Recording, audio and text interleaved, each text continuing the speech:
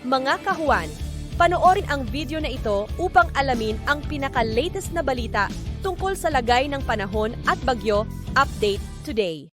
Meron tayong binabantayan na low pressure area dito sa loob ng ating Philippine Area of Responsibility.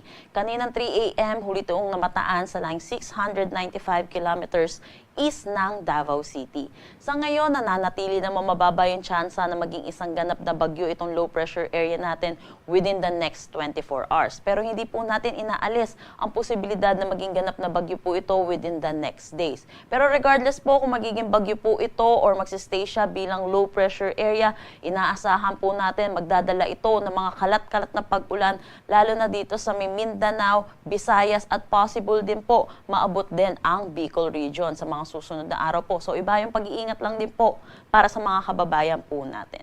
Samantala, ito pong low pressure area natin ay nakapaloob dito sa Intertropical Convergence Zone or ITCZ na nakakaapekto dito sa may Mindanao pati na rin dito sa may Palawan. Meron pa rin naman tayong easterlies or yung mainit at maalinsangan na hangin na nanggagaling sa Dagat Pasipiko na umiiral dito sa malaking bahagi ng ating bansa.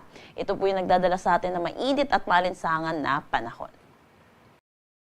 Para naman sa ating heat index ngayong araw, inaasahan po natin sa Metro Manila 41 to 44 degrees Celsius. Itong 44 degrees Celsius, possible po ito sa Minaiya, Pasay City at danger level po ito. Inaasahan din po natin yung 45 degrees Celsius or yung pinakamataas natin possible na maitala ngayong araw. Dito po ito sa Misangni Point, Cavite City, Cavite.